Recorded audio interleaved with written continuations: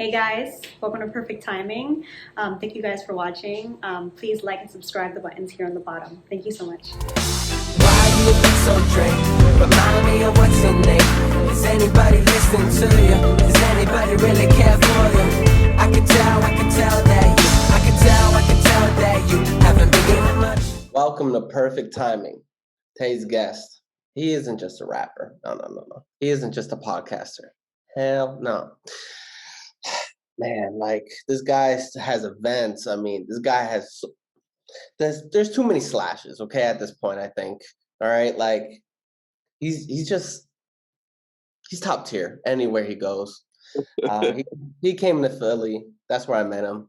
Anyways, long story short, his name is KILLAMInd. How you doing today, bro? What up, Ski? How's it going? Good, bro. Good, man. So, man, let's get straight into it. I mean, there's so much going on. I bet, a lot since we met in Philly, right? Right. So catch me up, man. What's going on? All right. I mean, coming back in Philly, it was basically going back to work. I want to say probably about 3-4 weeks after I left you, I had to shoot down to Dominican Republic and shoot a video out there. So we just finished video out there. Working on releasing some singles and hopefully another Smashbox Life event soon. Yes. In a different location. And that was crazy because when I went there, I ain't gonna lie, I was like, what? All this weed stuff? I was like, this is crazy. That vegan food was fire, by the way. Oh my God. Good choice. Healthy scent for that. That was that was a company I got linked with before I got out there through a friend of mine. Mm-hmm. Before I was getting everything started, I was looking for a food vendor, but I'm always trying to find something unique, something different. And for me, I'm not or I try my best not to be a unhealthy eater. Like, I already don't eat meat. Like red meat and stuff like that.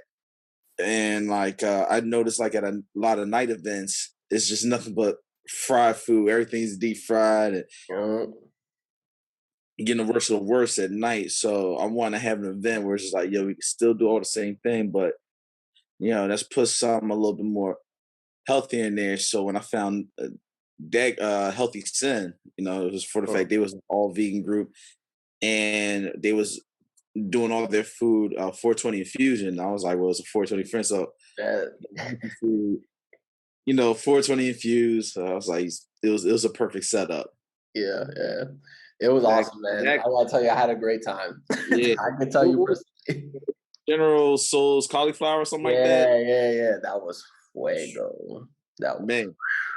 Yeah, that thing was something else. Else. Yo, it would have been funny if my dad ate it though, bro. That would have made my day. There, you know what? There is a few people who they were, not 420, Yeah, I was trying everything. And there is, I think, at least 2 people who still tried it and were just like, oh my God, this is amazing. I'm like, all right, don't eat the whole thing now. Like, say that nice little small portion of it. So it was deliciously dangerous. Bro. So let's get into, for those who don't know, let's get into breaking through expectations. So tell me more about that, for those who don't know about it. Breakthrough Expectations is a podcast I have with my homegirl Team Money. It started, we actually came with the idea, it was before the pandemic. We met through a photo shoot. It was another event that was going on. It was a photo shoot, and Team Money was there promoting another company that she has on her own. I think at the time, like a Mary Kay type of deal, makeup kind of deal. Yeah, might not have been Mary Kay. I'm not sure, but she was doing something like that. I was there as a host, and at the photo shoot, me and her just randomly took some dope pictures together. Yeah. After they were released, everybody just started reacting at our pictures, like, yo, y'all two look like a show. Y'all two look like boom, boom. Mm-hmm. So me and her got back up and was talking about the pictures, and again, that was our first time meeting each other at the photo shoot. So we didn't even know each other from a can of paint. Yeah. So me and her linked up about the pictures, and we both found out like, yo, we both want to do something like a podcast. We both had the same ideas. We both kind of, had like their likes. So we decided off of those pictures, let's go ahead and give them a podcast. Yeah. So we're breaking through expectations. We're two different individuals that has an open mind view, come from different perspectives. So we wanted to give a show where we can just try to figure out who we are as human beings in all different aspects of life. So we have a very open broad conversations about, we have mental health. We have episode where we're talking about dating in LA, or dealing with death,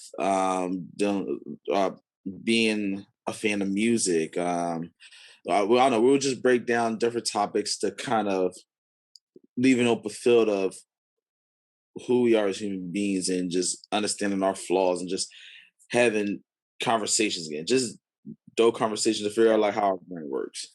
Yeah. And it seems like it's natural too, the way you tell, actually, talk and stuff.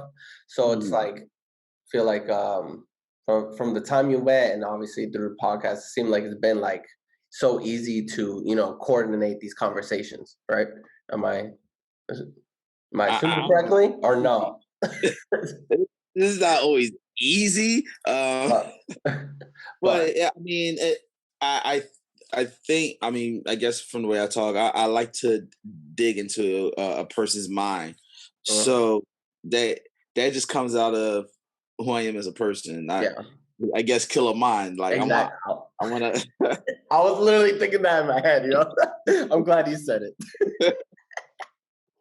But yeah, like I get intrigued, and it's just, and not just that. Sometimes I like to humanize people. I won't break the human out of you. You know what I mean? So it's like the questions I'm asking is more digging out how human are you? Yeah. I love that though. And that's the most important part, because I feel like sometimes we get caught up in life where you just forget, and so that's very enlightening, in a bigger way.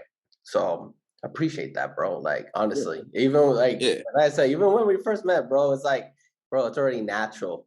It was natural. It was crazy, man. So it was just like, it was a vibe. I was like, yo, I gotta like really interview you for real. I mean, not, don't get me wrong. I was like, I want to do it there, but like, I want to interview you, have you to myself. Like, we have this conversation right now. You know what I'm saying? And I already knew. I was like, yeah, this guy's, I have to. Like, he's too cool. Appreciate it. Yeah, bro. So tell people about Smashbox Life, right? Obviously, we already know you have the mixtape and stuff like that, but like, for those who haven't been to their event, to your events, tell us about it. Yeah, Smashbox Life is a party theme that I created back in Philly some years ago. I'm affiliated with a lot of different party crews, so there was a point in time I was hosting events. I still host events, but I was only being a host with a lot of DJs. I've been getting linked with a lot of Philadelphia DJs and doing a lot of parties in the city with them. So they started with DJ Hollywood, DJ Brickhouse, Art to the Izzy. Did end up graduating with DJ Active, Sonny James, Jay Ski, Jazzy Jeff. Crazy, bro.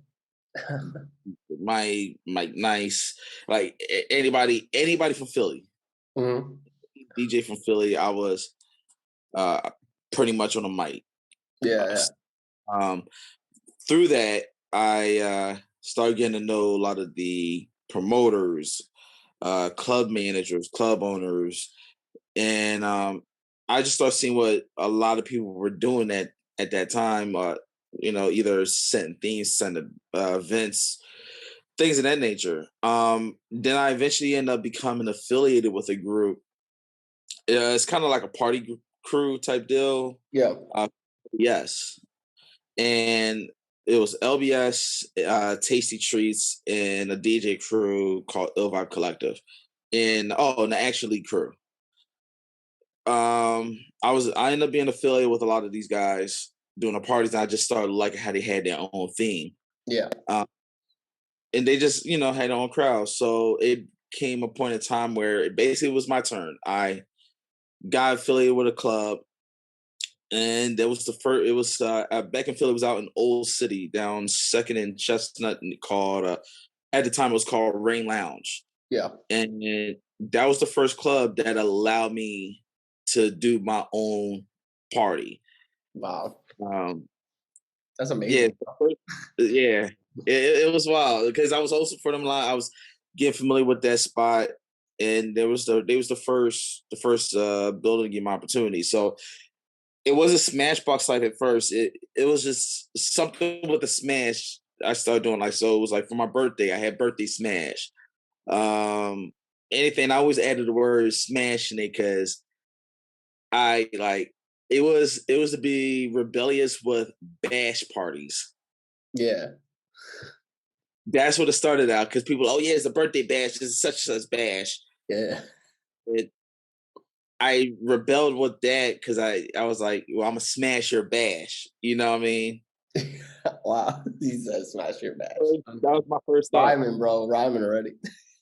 Yeah. So, I started with the smashes. Then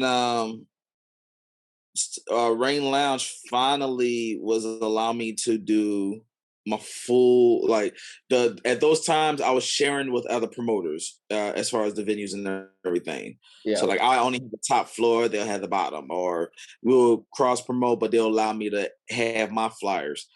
So this one night, this club, they was like, I got the whole building to myself. This all me, my DJs, my, Yeah. So I went crazy on trying to find a theme. So at the time, I'm in Vegas with my ex, and I'm just sitting there just trying to figure. I got my DJs, got this, got that, but now what should we title it? So I'm in Vegas, and at the time we were trying to find this burger spot that we kept hearing about called Smash Burger.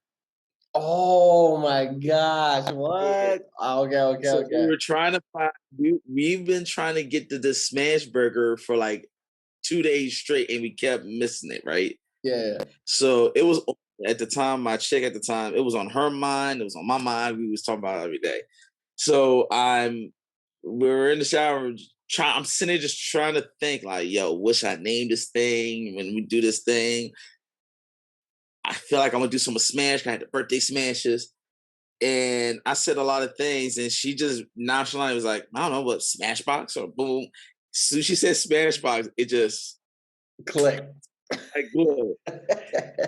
Yeah, I just stopped everything I was doing. I was like, Smashbox. Okay, we're on to something. So, did my first party. It was a nice success. Now it's on to my second party. I get another building called a Walnut Room. That used to be down 17th and Walnut. Yeah. They give me, now this building is bigger, different audience, more upscale. I got a bigger challenge with my hand and everything else. And just for the fact that I got that building was a big deal. And they gave me a Thursday night when Thursday night was known to be their struggle nights. I was up against Matthew Law, who at the time was going by DJ Fish. He couldn't get a Thursday night popping in there. Then what is his name? It was another DJ. Oh my God, I can't believe I'm forgetting his name. He's gonna kill me too. But there was a couple DJs that had to spot. Their Thursdays was struggling. So they gave me a Thursday kind of like a setup for failure. Damn. That's crazy, bro. It was crazy. It was crazy. So I'm like, all right, I took up the challenge. To the challenge, like, just give me that building. We'll figure out the Thursday night. Running with Smashbox, and literally a week before the party was happening, I learned that there was a makeup company also called Smashbox. Oh, so man, I didn't know. I knew nothing about it. The only reason I found out because using the hashtag, I was getting a lot of follow backs from like makeup artists and things like that. So they thought that I was throwing parties for the company. Yeah. So like, we got a problem here. Yeah. We gotta figure something out. But Smashbox, the word was catching like fire. So I'm like, how can I do an easy maneuver, still keep things going without such a dramatic change? Yeah. And right before the party, I think I was doing an interview and I mentioned how my goal is to make this a lifestyle more than just a movement. And then that's when it hit, right?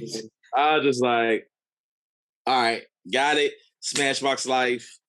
And that's just been there so far. So for me to change the Smashbox Life, I was able to branch it more than just parties. You know, I was able to relate it to my music. I was related to anything that advertised it. Got songs about it, mixtapes. You know, I was able to do more than just party with Smashbox Life. Bro, that's beautiful, man. And I can see how it's becoming bigger and bigger and bigger every time. And it's like I can see the growth, bro. And by the way, I know that you did some exclusives, right, at Smashbox Life too. Yes. The event I was at. So, like, what was the writing process for? What was the song called again? Because it's been a while. I know. Did you release it? Did you ever release it? Yeah. No. Exactly. So yeah, what's the song called? I knew it. I wasn't going crazy. I'm like, no, it's still not released. So the party's the first and only many parties I had it. I released. I believe I only released two songs. It was Champagne Gang. I got coming out with B. Holla and my man Ronnie Baby. And I know what the other single was. Did we give it a title is the question. That's what I'm trying to remember. I remember one specific song that was really hard, bro. I can't remember what it was. It was just you performing, but it went hard. Still here.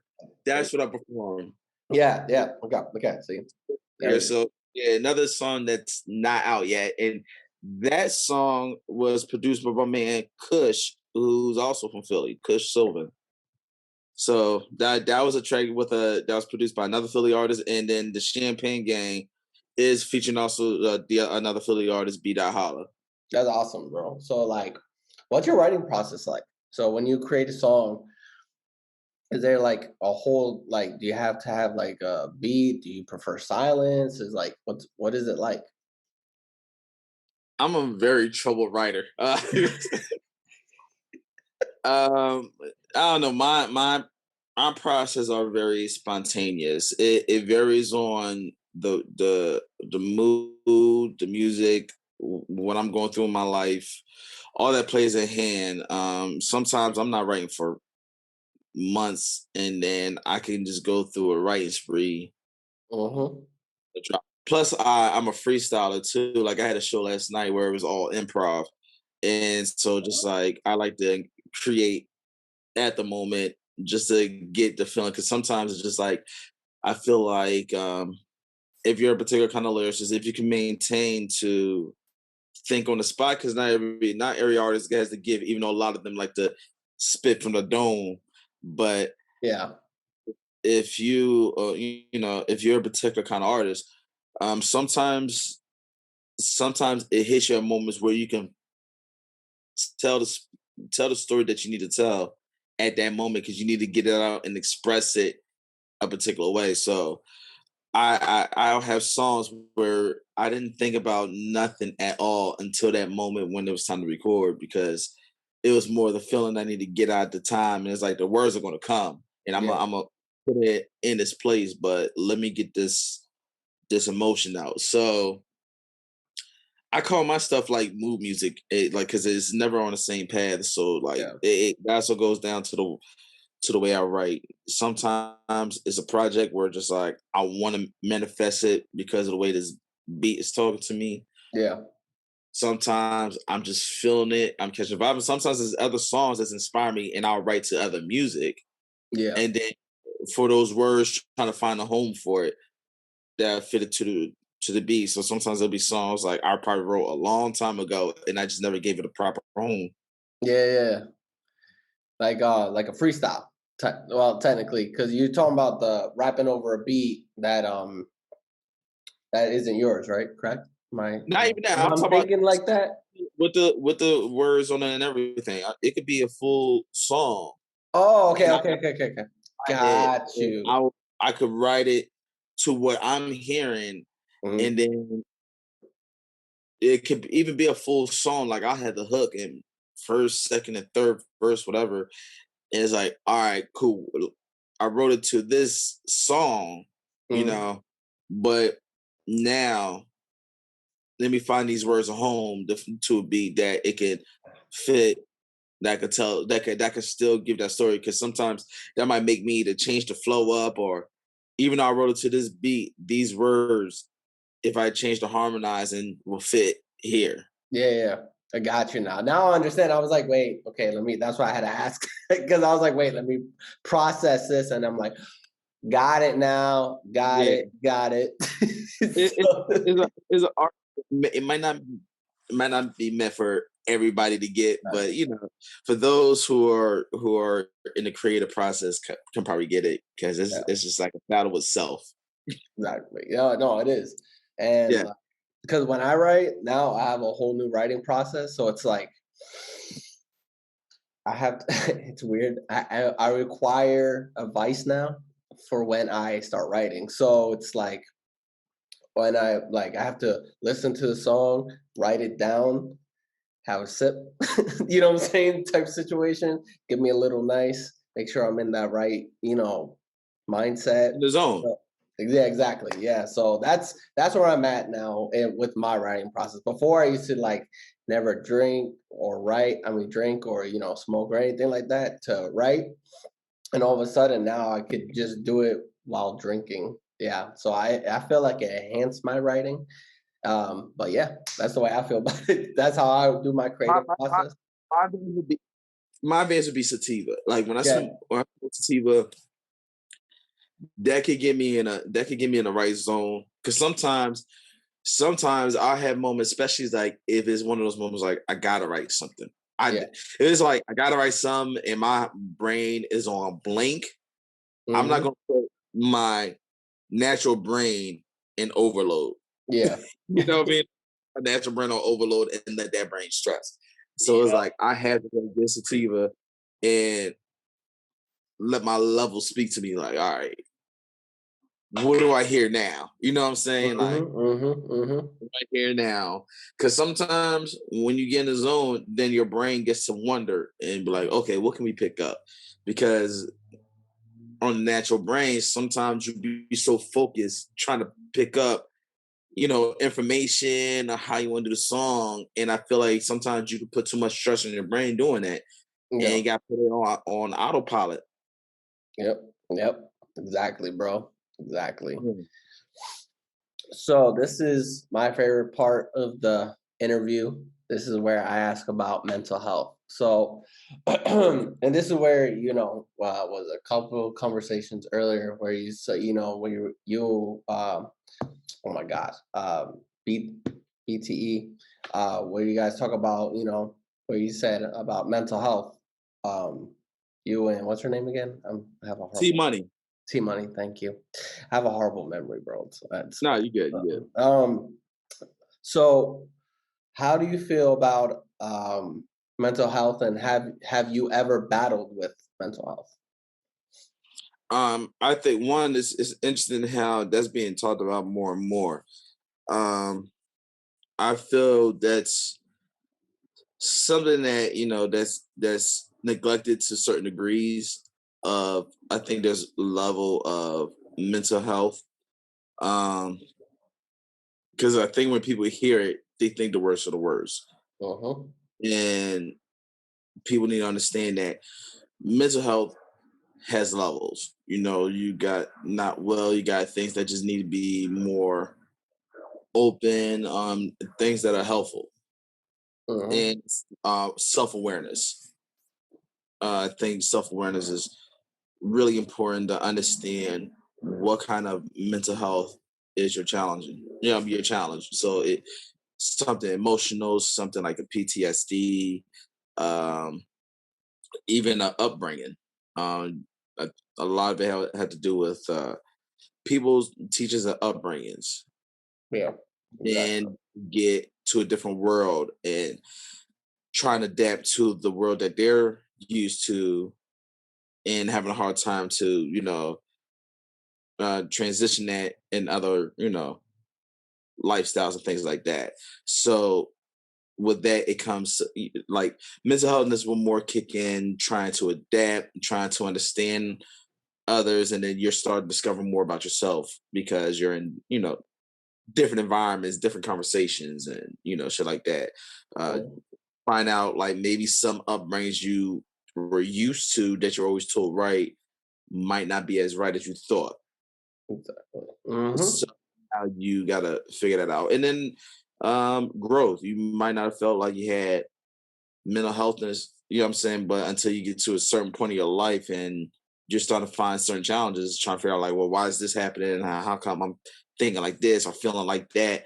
And you gotta start understanding yourself. Exactly. Yep. Yeah.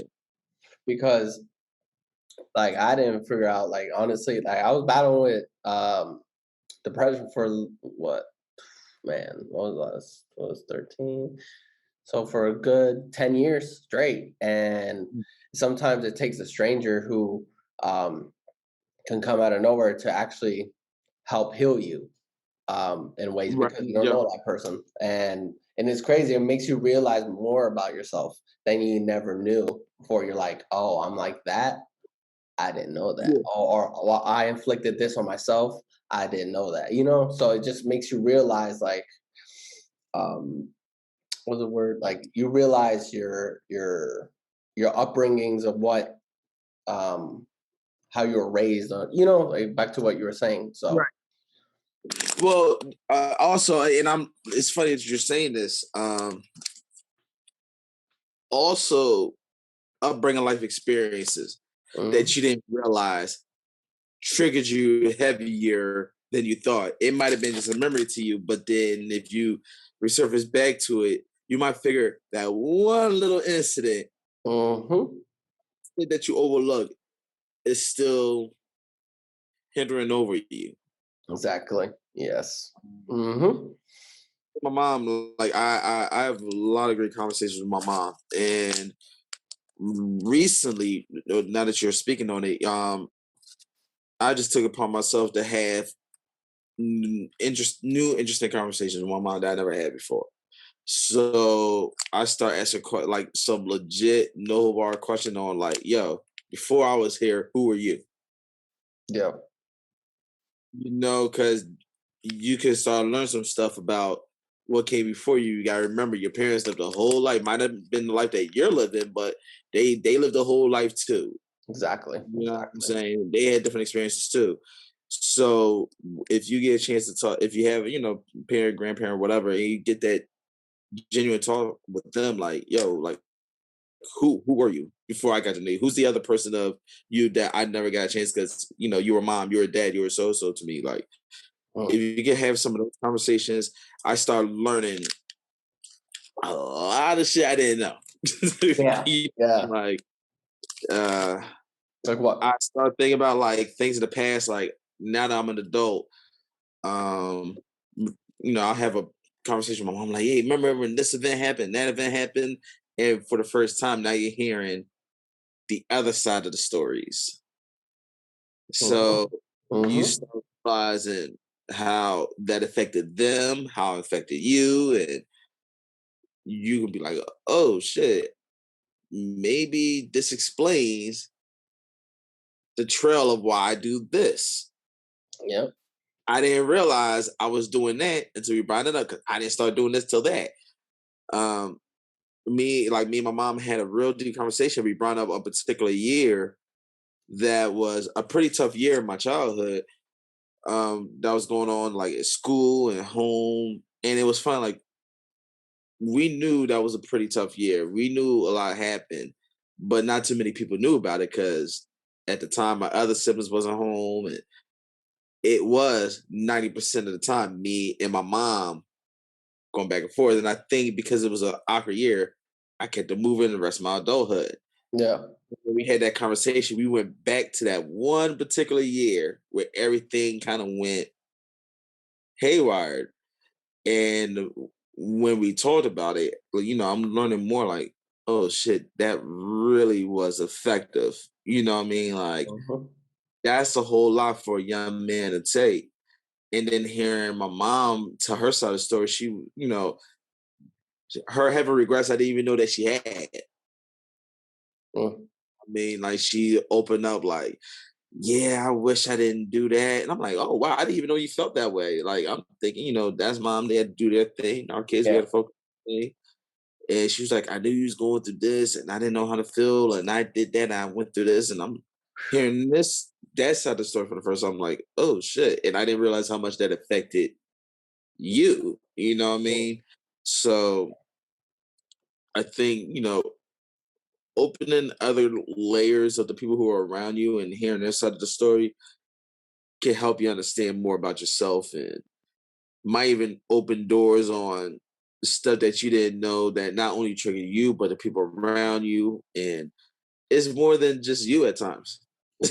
No, honestly. Yeah, it's like we're selfish beings, but you know, when you start realizing like other people's affections of what's going on in their world also affects you, even when you don't know it. That's a beautiful quote, by the way. I love that quote, bro. That was you got me right there, bro. I'm about to post that on my YouTube. You'll know. Trust me. You won't see it on YouTube. You'll see it. But anyways, so let me tell you, I could relate. You know what's crazy? Like I said, back to the parent part, because that really caught my attention. Bro, I feel like it's crazy. Because you like over the years, I'm telling you, there's a reason why we connected, bro. Like my dad and my mom, like I always been, let's just say I've been more of the weird one. If you want to call it, I would like to call myself the black sheep. They can say whatever they want, but I'm just going to label myself the black sheep because that's me. I'm on the same. I don't call myself the black sheep. I'm like the unicorn of the family. Exactly. Yeah. Exactly. There we go. Like we're very unique. Yeah, there we go. Let's just put it that way. But they'll definitely put me in my own class. I can say that though. Yep. And the funny part is, I'm more like my dad than I thought. That was a crazy part. I didn't know that. Posh, yo, your posh, that's my guy. That's my guy. I know. But there was beef between us, bro. You don't understand. There was a lot of some tension, you know, and we had to address it. Like, but you know what? He seemed like the dude that like he cut straight to the chase. Okay. But cut straight, not with me. Okay, let's just establish that me and him used to butt heads like crazy. Okay. Like my mom, I could talk to about anything and everything. Okay, and why is that? I was the same. Like my pop's no longer here, but I was like me and my pop didn't have a bad relationship, but we had a very, like you said, we had a moments of like we definitely bump heads. Like even down to like before he passed, like around my pop, I growing up, I could cuss around him, you know, talk about shit outside. Like it was just like a little challenging, but like I didn't disrespect him. But you know, like when I had my conversation with him, I start flying off the wall, like, man, yeah, this bitch, man, fuck this. I wouldn't dare talk like that around my mom. Till this day, I still rarely curse around my mom. Yep. And then when I do slip out some curse words, I still be feeling awkward. And she don't care. Like, I'm hoping as man, but it was just a different, like you said, different respect level. Yeah. Like my mom knows I'm a whole grown man, and we have so many conversations. And it's like I've slipped words around her before, but I remember those moments because it felt weird. Now she could curse around me, but it's like that's my mom. She can do whatever she wants. Yeah. I like you said. I like my conversations. Like me and my mom have deep, long conversations, and I still find myself like I don't curse around her. I hesitate when people curse around her, like even strangers. I'll tense up. So it's interesting. It is.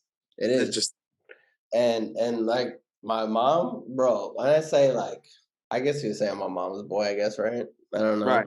But because I'm closer to her. And now, like I said, me and my dad are actually in a great space now. It's crazy to say. So because my mentor, this is another reason why him and I got closer. So my mentor goes, he said some of the realest crap I ever heard in my life. He goes, appreciate your dad while he's here. Like he's yo, yep. Bro, Yeah. that hit me hard. I'll give you this. I'll give you this advice. And I say this because like my dad's no longer here, and I never had this opportunity. So when I see fathers and sons actually having a bond, especially like when my pop passed, I was just turned 30, was about to turn 30. Yeah. I was about to turn. I wasn't even 30 yet, so he never got to see me turn 30. So like before he passed, after he passed, I realized the conversations I didn't have with him. Yep.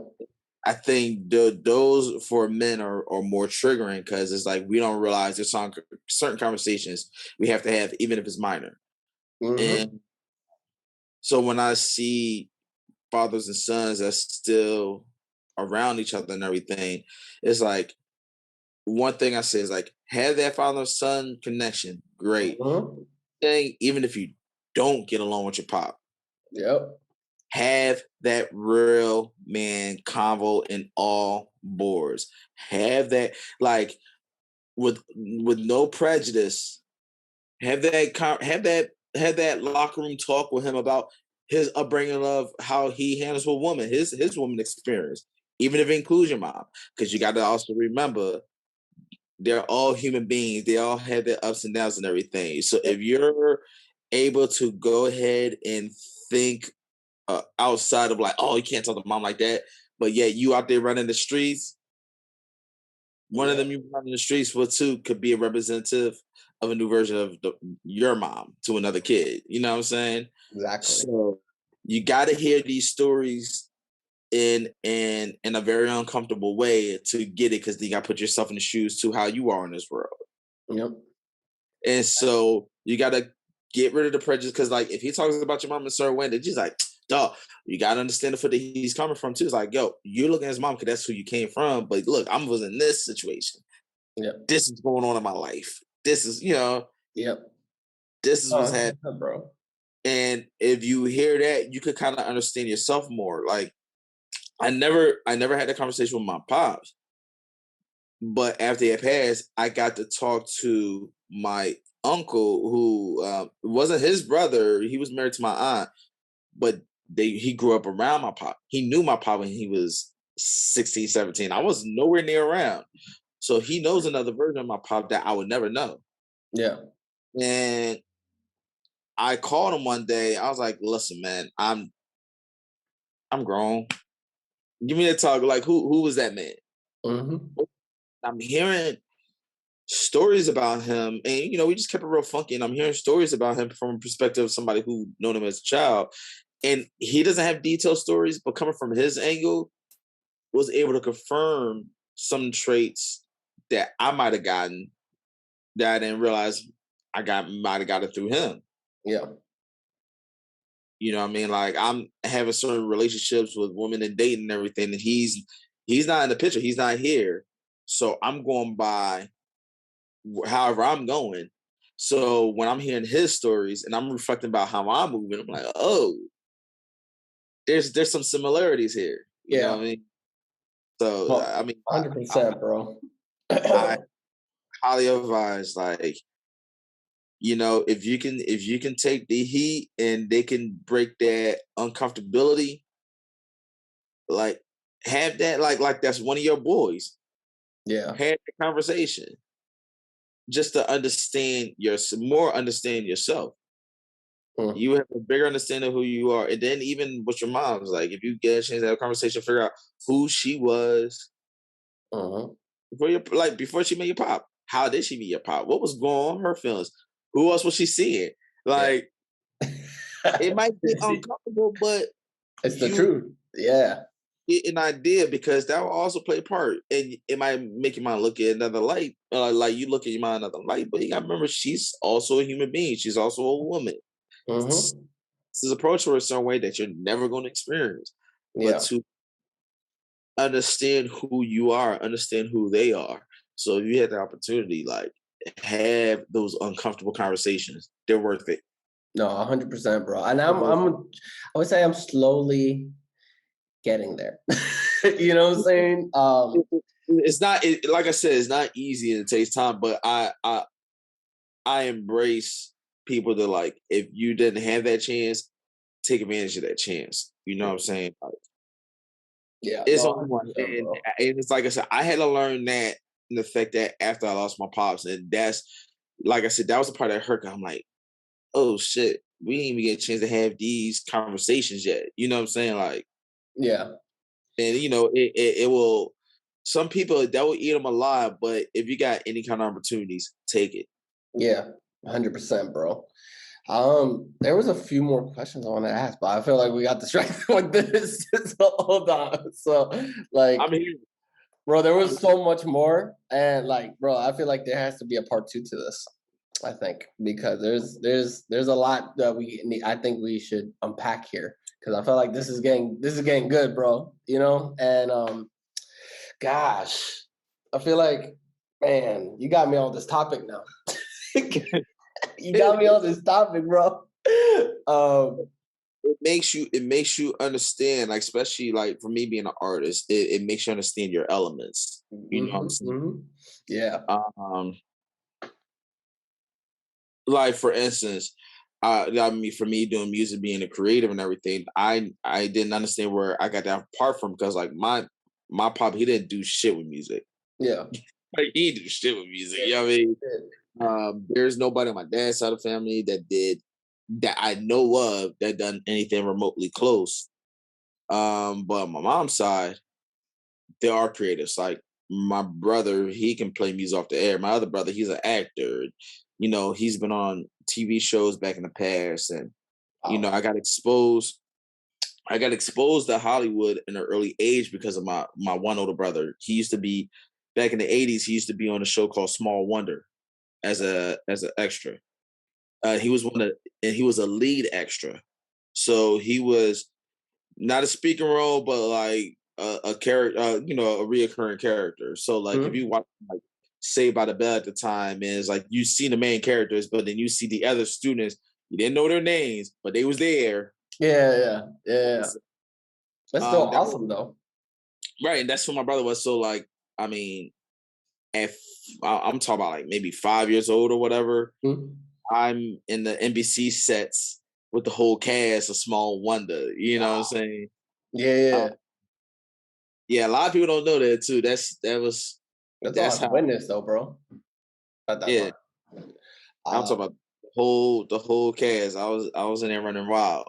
Bro, you're like, I don't know what this is yet, but like, what's up? Right? Yeah, funny. It was exactly like that. So like I had a crush on the main actress on the show, the one the robot. Yeah. And everybody in my house knew that. So when they took me to the set, my brother took me to the set to meet her and the whole staff. And it's funny because till this day, mind you, I'm like 4 or 5 years old. I don't know shit about girls like that. You know, but it was something I did then. I still do now, where I finally met her. I'm fascinated, but she talked to me like a little kid. I want to talk to like a big kid. Yeah. When she did that, that turned me off, and I ended up meeting the other cast member who played the next door neighbor. If anybody remembers Small Wonder, she had a next door neighbor, like annoying redheaded girl that used to bug the main cast. That was her role. I met her, and she ended up being dope. Yeah. She ended up being dope. So I meet her, and you know, I'm a little kid. All I wanted was the big kids to treat me like Yeah. I'm, Like, yeah. I'm like, to me, having a crush on a girl is like, I get to play toys with her. Oh man, that's my girl. It's my mentality. Yeah. And she was like, she had me hang with them like I was one of the crew. Yeah. So for me, I'm like, forget the robot chick, redhead over here. That's my new boo. Yeah, man. But like that, I kind of got off track with that. But Oh, anyway, you're good. You're good, bro. You're good. It's perfect. Because yeah, like I said, bro, like there's a lot of stuff we're going to be unpacking here. Like, no, you and straight. yeah, But like me there's saying that exposed me with entertainment. Watching my brother when he was doing the acting, to see my other brother, it's just like he wasn't in the music game, but could have been. Like he had a real great ear. He knew, and I like digging in the crates. My brother would dig in the crates over jazz stuff and funk and stuff like that. So he's pulling out, like he would have the Sades, he would have was George Clinton and things like that. But then he'll start pulling up group. Well, then Enigma. It was Enigma, something like that. No, Incognito. Incognito is the name of the group. He'll start digging out like acid jazz, things like that. And then when he start meeting up with musicians, they start hiring him to, be a set guy, sound guy, or something. So I'll be around him and start picking that up. And it was more on my mom's side, my siblings, and they were the entertainers. So it was just like being around them. I started have an uncle on my mom's side who done stuff for like Stevie Wonder and all them, and That's crazy. His wife, who was my aunt, who she was a backup singer for a lot of groups in the 70s and the disco era. She was the shit. So that's crazy to me, bro. That's a lot of witness, though. You know what I'm saying? A lot of greatness around you, and just to have that, and I can see now, obviously, where you get the musical side, though. You know what I'm saying? So it's like in the creative side, of things. Yeah, and, that was a great side. My papa's more the business side. He's been traveling the whole world his whole life. He was a consultant out for Smith Klein, so just like he was always in high corporate levels. I was actually telling somebody last night, which was interesting. It was like one thing was interesting with my pops, and I think I get this from him. So he was known to be an asshole. I'm just being straightforward. No, bro, you have to. Like that's he could be you gotta be, bro. He had a history of being like, he had a very strong presence, but he can be really short with people. You know what I'm saying? And in his position, he will be around a lot of like tycoons and forget millionaires and businessmen. And we're talking about CEOs and people who, run half of this world. And he'll be around people like that. And as a young kid, I'll see those kind of people come to my dad, kind of kissing his ass. Like, hey, Mr. Master, how's everything today? And want to shake his hand and stuff like that. And my dad nonchalantly would just look to them at the side and be like, what do you want? And keep it moving. And I'm glad I saw that, because growing up, not a lot, especially black men, had a privilege for them to see their dads in that position. Yeah. Their dad was the employee. Their dad was, come home, long days of work, mad at his boss or something like that. Yeah. Or they had to kiss somebody's ass. And I'm like, I could gladly sit there and be like, yo, I've never seen my pop kiss. If anything, those guys that people saying that's boss man, those type of dudes were kissing my dad's ass. So I've always had a different look when I'll see people with, high power positions try to talk down to somebody like me. It's just like, dog, I don't know who you think you are. Yeah, exactly. Yeah. I get that from him, because it's like it's back to humanizing people. It's like y'all was kissing my dad's ass, and I get to see how that man act when he get home. You know what I mean? This is another dude. If he's able to humbleize this tycoon, multi-property trillionaire ain't able to humble him. Mm-hmm. You know, so I get that from him. There you get that strength from him. You know what I'm saying? So I get well, that what's the word? Like trying to think of the word. Authority, not authoritative. Right? Is it authority? Like Yeah. you get that like authority from him. Yeah, okay. I was Yeah, gonna make sure I was saying the I right word. struggle with authority people. Yeah. It's just I was trying to figure out the right word. I was just want to make sure it went, you know, I didn't want to use the wrong word, you know. So last question, bro. So this is for everybody who said, yo, I want to be like KILLAMIND, or, you know, want to follow in the creative mindset like KILLAMIND. What could you tell them, and what is, you know, the last thing that you would like to say, you know, to give them some encouragement? Well, it's funny. I like to do artist development. I have fun doing artist development. Mm-hmm. And one of the things when I do work with an artist, I like to tell them is, one, don't do it like me, because then you're gonna fuck up. Don't do it like me. Yeah. Guidelines, don't do it like me, because you can learn from me, but don't do it like me. Exactly. Because your goals is not the same goals as mine. Your upbringing, lifestyle, and your mindset is not the same as mine. So you can't duplicate what I done. I can't duplicate what Jay-Z done, because I'm not going to be in Marcy. I'm not going to be in those projects. I'm not going to be slinging all that shit to make it to that level. So I'm not going to go after that same mission. So figure out who you are, what your mission is by your lifestyle. You know what your lifestyle is. You know your limits. Now, wherever your limits is, go the extra mile to wherever your limit is.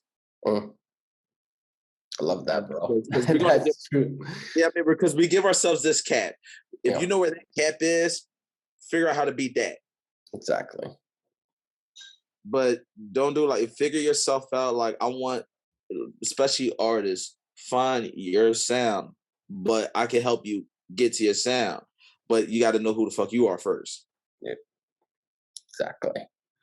And I feel like that's pretty hard for some artists as well. So it breaks that ice, but fuck them. Yeah, exactly, bro. Exactly. Because it's like, if you can't take that, then what are you doing? Yep. 100%. If you're gonna follow the next person, and it's the old saying, like, if they jump off the cliff, you're gonna jump off with them too. Yep. No, and that's the problem, though. You can't, bro. Right. So, is that the advice you want to give them? That was the last thing. Stay in your own lane, be you type situation, and listen, bro. Just want to say. Well, I mean, for me, is like I said, it's my thing is part of Smashbox Life. Living your life to the fullest. Yep. Understand your experience, and that's the only way, because we're all writing our own stories. Yeah. You know what I'm saying? If you're writing your own book and everything, you're telling your story, you're getting a director. How you gonna direct your story? And then if you're worried about the current moments, that means your story is in the process of being written. But you gotta now figure out how the next chapter is gonna go. Exactly. 100%, bro. And it's a journey, bro. It's 100% a journey. And that's the best your music is just give them your journey, give them your experience. 100%. So give them your socials, where they can find you, and yeah. All right, I am so easy. If people say I'm hard to find, they're a fucking liar. But it's everything from well, except for TikTok. TikTok's a little different, so I'm gonna get to that. But Instagram, Twitter, Facebook, YouTube, every social media, just look up KILLAMIND. All one word, no space. KILLAMIND. Yes. Again, all one word. On TikTok is KILLAMIND_what-up-ski. That's so what up ski? WUTUPSKI. What up ski? You know what I'm saying? And Yes. that's it, guys. So y'all see me say what up ski, you know it's me. You already know. Trust me, I get in my DMs too. Exactly. What else? All right, guys. Thank you for joining Perfect Timing. Yo, thank you, KILLAMIND, for being here. We're definitely Thank you. on part 2, by the way, because we got a lot more to unpack, bro. A lot more after, definitely. So we're gonna plan something. So just know. All right. All right, guys. Peace. Why you look so drained? Remind me of what's your name. Is anybody listening to you? Does anybody really care for you? I can tell that you haven't been given much.